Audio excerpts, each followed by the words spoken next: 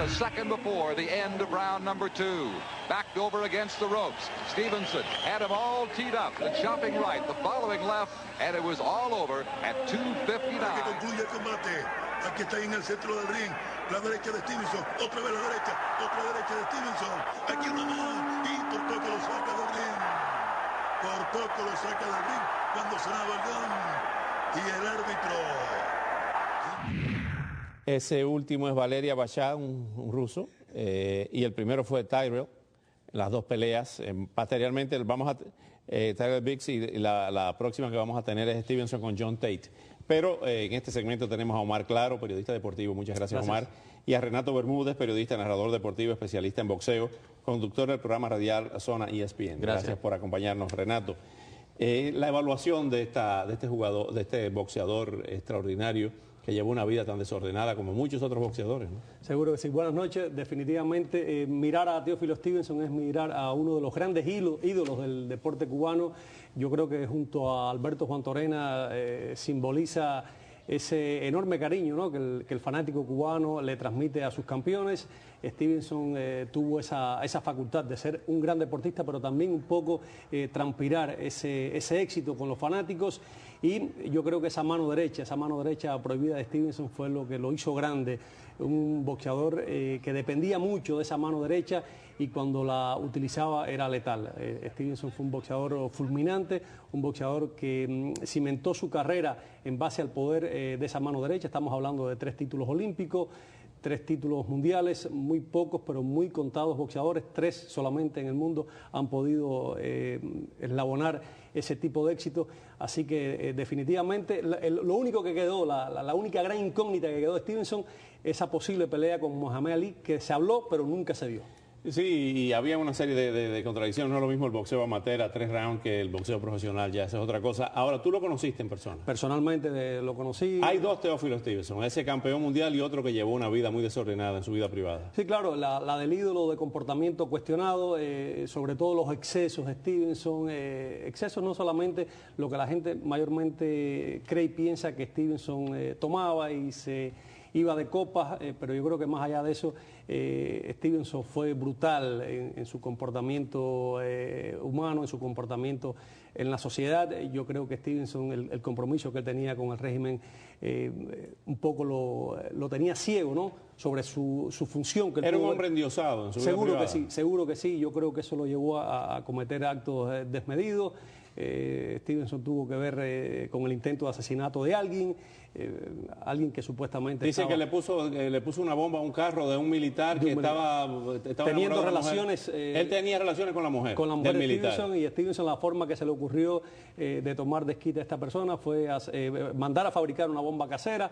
En algún momento la colocó mientras que el oficial estaba en la casa de la ex esposa de Stevenson, o la esposa de Stevenson, como querramos decirle. Colocó el artefacto y afortunadamente el artefacto no explotó, era un artefacto casero y no funcionó. Y no fue a prisión por eso. Por eso no fue. Le dieron unas vacaciones de 15 días a las islas de San Vicente, porque bueno... ¿Vacaciones? Sí, lo mandaron 15 días a salir del país, estuvo 15 días y después lo enviaron hacia una de las provincias orientales, cuando las dividieron, a Bayamo como algo de director de deporte, para que el caso de él fuera... el caso de la persona que manejando borracho mató.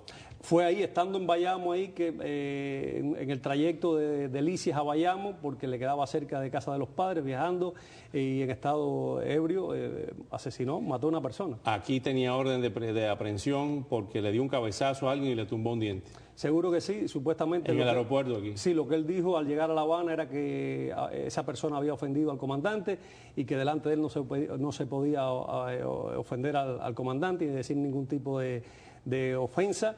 Y por eso es que él respondió, dice él, que esa fue su... Y bueno, Fidel respondió con todo tipo de elogios y que otra respuesta al imperialismo, creo que fue la palabra. Otra respuesta por el pobre infeliz que perdió su diente. Fue un diente menos para el imperialismo. Sí. Vamos, Renato, ¿qué te parece a ver la pelea de John Tate con Stevenson? A verla, ¿no? Sí, esa fue la... Just exceptional. Every Cuban fighter in the tournament has been exceptional. Really. All built the same way. There it is. The right, the quick flashing right, staggering Big John. He's in desperate trouble. He doesn't know where he is. Teofilo Stevenson, this is a knockout with 1:31 left in the first round. One quick flashing right, electrifying. And poor Big John didn't know where he was. Le duró poco más de un minuto John Tate. Sí, precisamente. Esas fueron las Olimpiadas de Múnich en el 72. En esas Olimpiadas no se utilizaba el protector en la máscara que ahora se utiliza en el boxeo olímpico. John Tate también venía con una cortada que se podía ver. Prácticamente no lo iban a dejar pelear. Pero, como decía pues mi colega, que la mano derecha era impresionante, era una dinamita. Él mismo decía, en la mano derecha, ese recto de derecha dinamita y el uppercut venenoso que tenía, que acababa con sus rivales y que al final tuvo ese récord perfecto olímpico de 12 victorias, 0 derrotas, con 9 knockouts, algo que en este momento en el boxeo olímpico de verdad que no se ve. Sin embargo, había un boxeador Milian en Cuba que le ganó. No, pero quería hacer una anécdota. Esas Olimpiadas, la primera medalla de oro de Teófilo Stevenson en Múnich 72 estuvo a punto de no ser. ¿Por qué? Porque Igor Vysotky la había ganado en par de ocasiones. Entonces Cuba no sabía que Vysotky no iba a ir a las Olimpiadas. Estaba separado unos días antes porque había sufrido una cortadura. Vysotky, la facción de él era supuesta a estar recibiendo heridas constantemente, y en un entrenamiento en Moscú le habían herido y lo habían sacado del equipo, pero Cuba no lo sabía. Entonces, a esos Juegos Olímpicos, Cuba inscribe a 2 pesos completos. Inscribió a Stevenson y a otro peleador, que yo ni siquiera recuerdo el nombre. Si estaba Vysotky, Stevenson no iba a pelear. Pero cuando Cuba llega, se da cuenta de que Vysotky no está en la nómina del equipo ruso para las Olimpiadas, inmediatamente coloca a Teófilo Stevenson, y bueno, la historia después le dio 3 títulos olímpicos que pudieron ser 5, porque Cuba le hizo un boicot a los Juegos Olímpicos de Los Ángeles 84 y después repitió, que se quedó sola en una prueba de Fidel para ver qué tipo de convocatoria tenía a nivel mundial, y finalmente una isla dejó de asistir, Cuba y 2 o 3 países más. Prácticamente Cuba ahí se quedó sola, aislada en ese boicot que le hizo a los Juegos. Y también se dice que había rechazado una oferta millonaria para esa pelea con Lani, con promotores en los Estados Unidos. Al final nunca se dedujo exactamente cuánto era, porque supuestamente valía más el amor de 8 millones de cubanos que $1 millón, ¿no? 5 millones hablaban. Sí, hablaban de 5 millones, algo ahora, que nunca se... Hablando con ustedes dos de la diferencia entre el boxeo amateur y el boxeo profesional, hay quienes dicen que no hubiera aguantado 15 rounds ni 10 rounds a Muhammad Ali.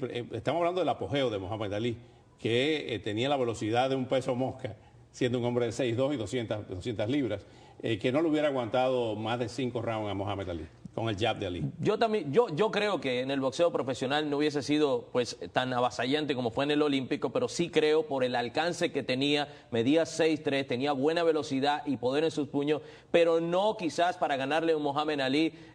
También ahí estuvo en esas Olimpiadas del 72 Joe Frazier como comentarista para la cadena de televisión, estaba Foreman también, era una división pesada muy complicado. Yo no creo que hubiese sido ese Teófilo Stevenson que acabó con el boxeo olímpico. No, y hay que decir también que el gobierno de La Habana, que era el que estaba manejando eso, nunca se hicieron conversaciones, sobre todo a través de México, se llegaron a conversar las dos partes, Estados Unidos y Cuba, que había un enorme interés, pero yo creo que el mayor interés era por parte de Estados Unidos, de parte de los promotores estadounidenses, que eran los que estaban moviendo eso. En ese momento, Don Kimbo Arum, que estaban muy interesados en que Stevenson diera el paso al profesionalismo, ¿no? Y ganar millones. Y ganar millones, pero yo creo que Cuba nunca mostró esa facilidad para que se diera la pelea. Vámonos ahora al gran escándalo. Se habla del robo del siglo. Nos remontamos a 1900.